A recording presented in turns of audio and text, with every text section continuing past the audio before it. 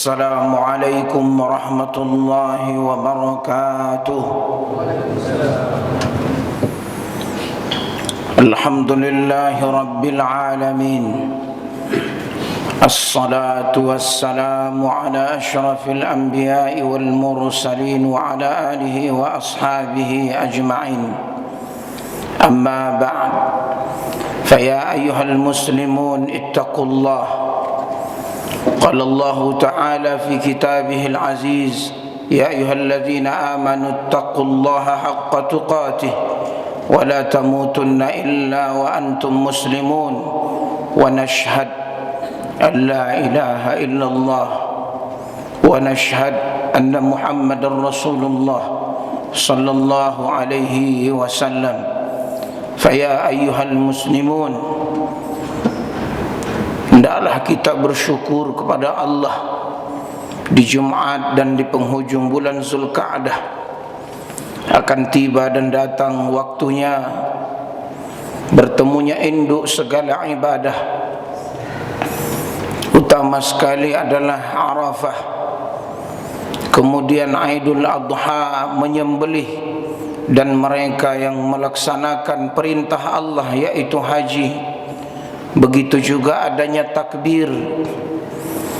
Wa ma'asyiral muslimin rahimakumullah, hendaklah kita memperbaharui setiap kali langkah kaki, ayunan tangan, hadirnya kita di rumah Allah ini bahagian dari menyatukan saf, baik hati, jiwa, pikiran, perasaan, bahwa akan datang kejayaan, kemenangan Islam dengan kompaknya, dengan nikmat persaudaraan yang kita rasakan. Hendaklah kita perbaharui hadir dan duduk dan niat kita di sini tidak ada yang lain kecuali adalah untuk memakmurkan rumah Allah. Kemudian ini adalah bahagian dari majlis ilmu, sehingga khutbah ini diawalkan lalu disingkatlah menjadi 2 rakaat. Kata ulama bahwa Jum'ah ini bahagian dari mentajdid, memperbaharui refleksi keilmuan, mengupdate segala nikmat, kemudian keutuhan hingga persatuan, bahkan agar kita paham bahwa kita umat Islam ini adalah satu, kuat, kokoh. Bersalawat dan salam pada baginda Rasulullah sallallahu alaihi wasallam. Dia adalah qudwah, dia adalah imam, dialah yang memberi penerangan, dialah yang membawa kabar gembira, peringatan, basyira wa nazira. Dialah da'i, dengan izin Allah membawa cahaya hingga cahaya Islam ini menjadi menang. Izinkanlah khatib di mimbar ini dan di waktu yang singkat ini untuk menyampaikan satu tema, yaitu pilar-pilar kemenangan umat Islam.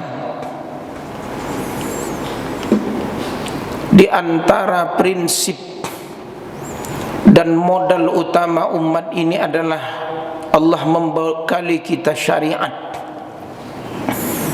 Syariat inilah di antara modal kemenangan, sehingga aturan perintah dan larangan ketika dia dilaksanakan, maka wujudnya adalah orang-orang yang muttaqin, mu'minin, muflihin, mukhlisin, as-sabirin, as-syakirin, al-qanitin, at-taibin. Adalah orang-orang yang mereka yang bertakwa, yang beriman, orang-orang yang beruntung, orang-orang yang ikhlas, orang-orang yang istiqamah, orang-orang yang sabar, yang bersyukur, tekun beribadah.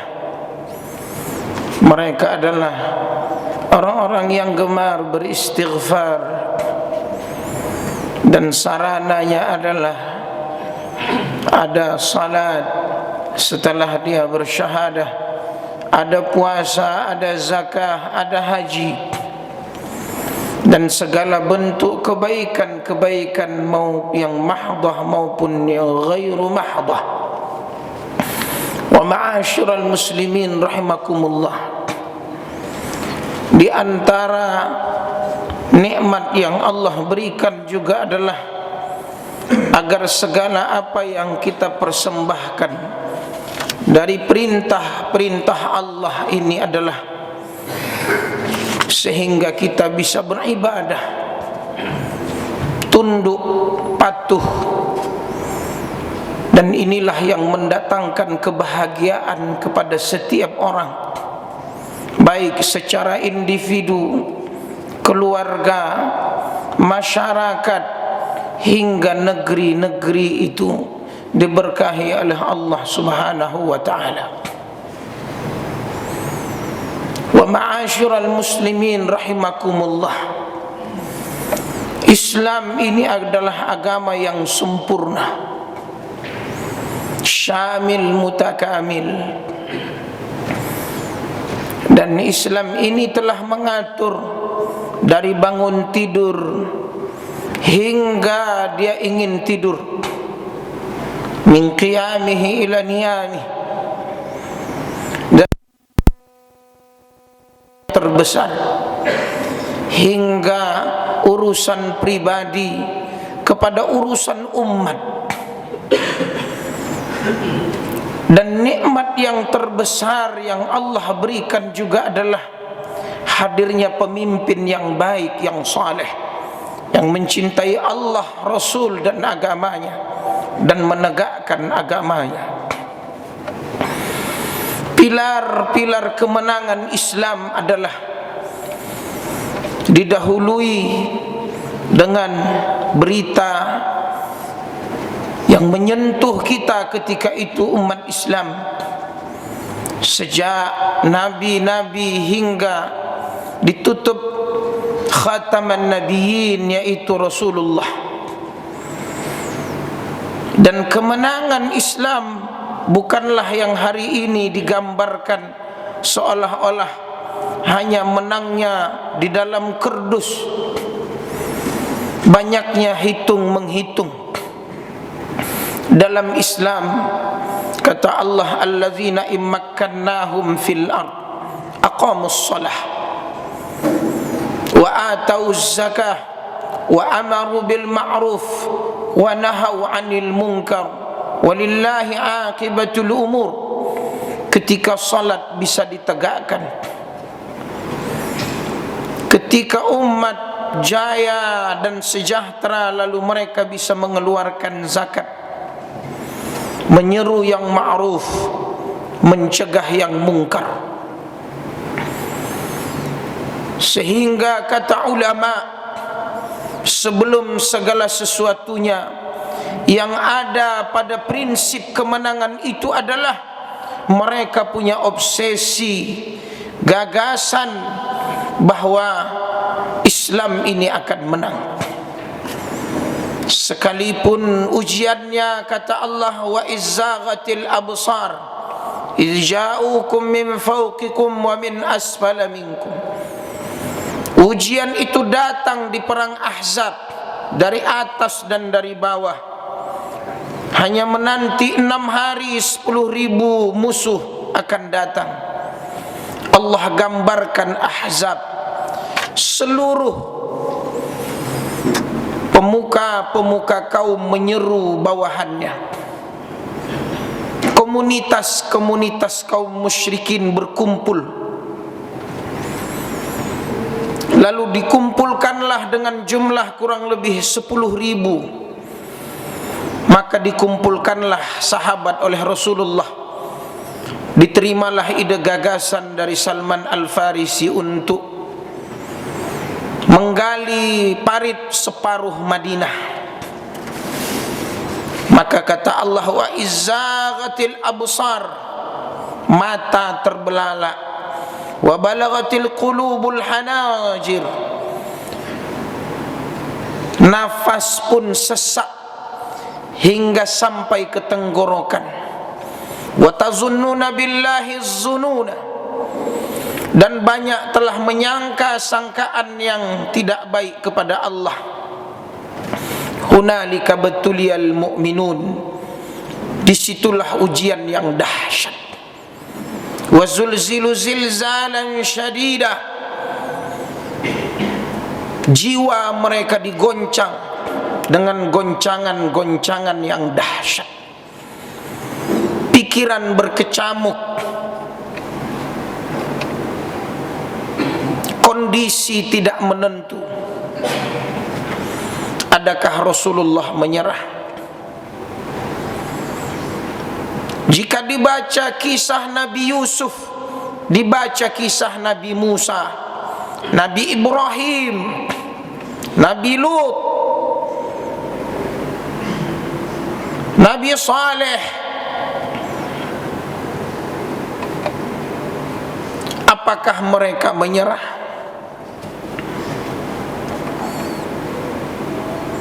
Maka kata ulama, yang ada adalah ketika itu ditunjukkan oleh Rasulullah di hadapan sahabat, kita harus punya obsesi, tumuhat. Umat ini tidak boleh kehilangan obsesi kemenangan.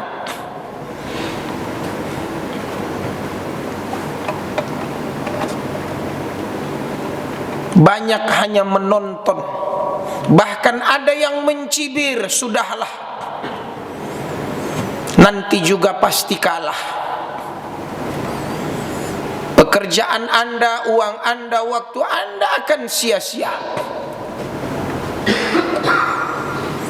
Ditemuilah bongkahan batu besar. Sahabat-sahabat mereka tidak mampu memecahkan batu ini. Turunlah Rasul. Ketika itu musim dingin, bahkan beberapa batu diikat di perut Rasul dan sahabat karena mereka sangat lapar. Keluarlah dari lisan Rasulullah setiap kali menghentakkan, memecahkan batu ini dengan ucapan latuftahanna alaikumur rum, latuftahanna alaikum Faris. Akan ditaklukkan Romawi, akan ditaklukkan Persia. Yang kedua adalah berfikirlah dengan cara yang tak dipikirkan oleh lawan Anda. Siapa sangka yang dulunya ingin membeli sesuatu harus keluar kantor rumah,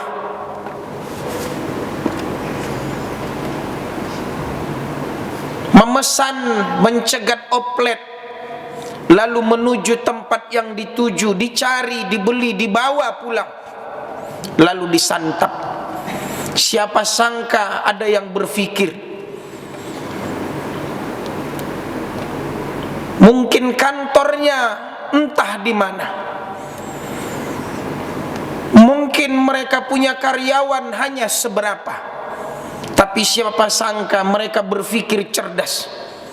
Anda duduk di tempat Anda install program itu, Anda pakai, bahkan ada yang mengantarkan makanan ke meja Anda. Islam harus berpikir,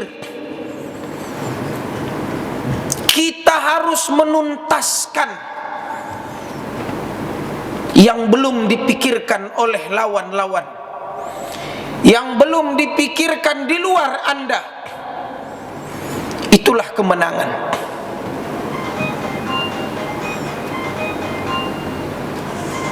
Sehingga satu kemampuan untuk melampaui kemampuan musuh, keberanian untuk melampaui keberanian musuh, diambil dari kisah yang indah perang Yarmuk. pidato Khalid, sehingga pidato itu yang menggemparkan sahabat takut dengan jumlah yang banyak. Bagaimana ingin melampaui keberanian yang ada pada sahabat yang ketika itu rahimakumullah menegakkan Islam ini pilihan, dan pilihan ini punya konsekuensi. Umar bin Abdul Aziz, ulama sekaligus umara,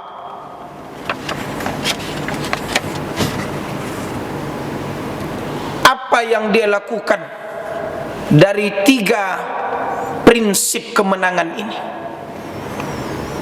Obsesinya dia dapat.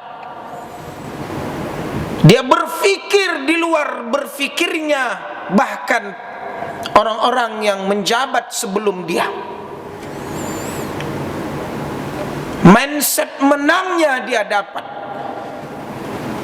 Dengan izin Allah saya ingin mengemukakan ini. Dia lakukan adalah masjid-masjid dijadikan sebagai pusat kajian masyarakat. Isi surat itu berbunyi dari Ikrimah bin Ammar, amma ba'du, perintahkanlah para ahli ilmu agar menyebarkan ilmu di masjid-masjid, karena mereka hari ini kehausan, kehilangan prinsip dalam bertuhan, seolah hanya takbir diiringi dengan salam itulah menyembah hari ini, itulah sekedar serentak dan persaudaraan, tapi setelah itu tidak ada kekuatan. Surat yang kedua, jika kamu mampu jadilah ulama, jika tidak, setidaknya engkau menjadi pencari ilmu. Jika tidak mampu maka cintailah mereka. Jika juga tidak mampu, paling tidak jangan membenci mereka. Program yang kedua adalah mengutus ulama ke berbagai penjuru kota, bahkan ke daerah-daerah pedalaman seperti Afrika. Ternyata rahasianya adalah masyarakat berilmu selamat dari tipu daya dunia dan kepalsuan. Masyarakat bisa menilai mana yang halal, yang haram, yang benar, yang salah. Ternyata saat itulah kejayaan datang, sehingga lahirlah pemimpin yang berani, yang jujur. Masyarakat berilmu terarah, terbimbing kehidupannya. Bahkan pemerataan pendidikan agama lintas generasi pun dilakukan. Datanglah saatnya fase politik. Dia harus tampil dan menguasai wilayah-wilayah strategis. Akhirnya Umar bin Abdul Aziz mengatakan, jangan jual tanah ke musuh. Mendorong non-muslim untuk masuk Islam. Sampai-sampai dengan izin Allah saya membaca, pernah Umar bin Abdul Aziz memberi hadiah kepada seorang Paulus 1000 dinar agar dia mau menjadi mu'allaf masuk Islam. Ingat, Utsman bin Affan membeli sumur Yahudi. Tapi menyedihkan hari ini, kadang hanya ingin suara dan partai, ormas, organisasi, dan keinginan hawa nafsu. Kadang bukan hanya lagi agama, kehormatan pun digadaikan.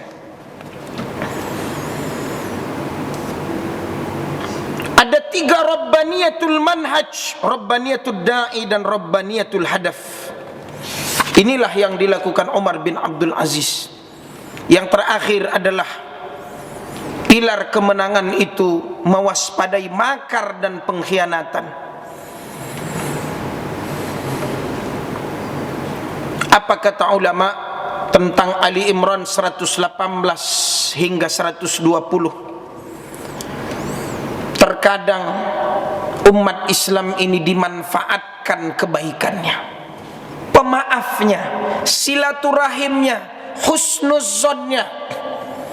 Ternyata kata Allah, ya ayyuhallazina amanu la tattakhidhu bitanatan min dunikum la ya'lunakum khabala waddu ma anittum qad badatil baghdha'u min afwahihim wa ma tukhfi suduruhum akbar. Hei orang yang beriman, kadang kamu berteman, bersahabat, dekat dengan mereka, tapi urusan percaya dan kepemimpinan engkau tidak boleh menjadikan mereka orang-orang yang engkau percaya dalam kepemimpinan. Sampai kata Allah, ha antum ulai tuhibbunahum wa la yuhibbunakum.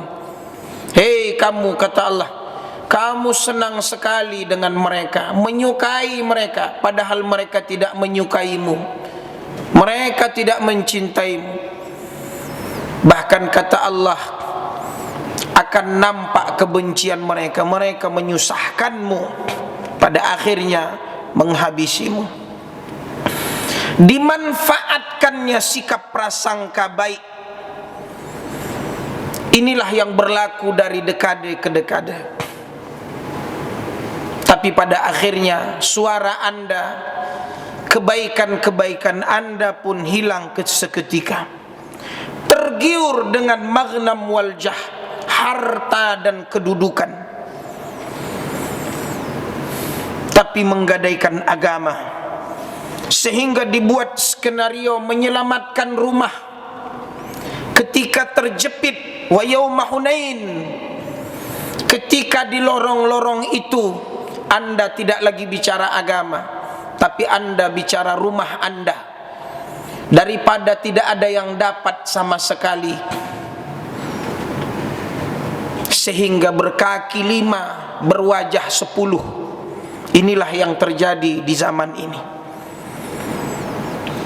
Ma'asyiral muslimin rahimakumullah. Tapi tidak ada yang lain kecuali keinginannya adalah merongrong agama, menghilangkan nikmat-nikmat Allah yang ada pada diri seseorang. Ma'asyiral muslimin rahimakumullah. Ini saja dari yang saya sampaikan. Semoga i'tibar kepada kita. Wa kunu ansarallah, jadilah penolong agama Allah. Sekalipun semut yang membawa air untuk memadamkan api yang menyala membakar Ibrahim alaihissalam, bukan karena sedikitnya air, bukan hanya karena semut yang kecil, tapi kepada siapa Anda berpihak, kelak akan ditanya di hadapan Allah. Dan bukan karena kemenangan setiap kali Anda menjatuhkan pilihan, akan tetapi adanya perjuangan di hadapan Allah.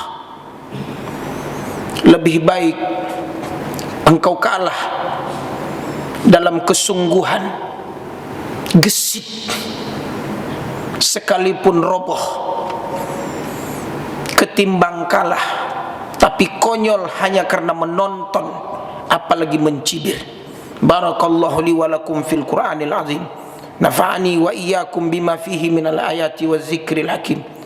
Taqabbalallahu minni wa minkum tilawatah. Innahu was sami'ul alim. Fastaghfiruh innahu huwal ghafurur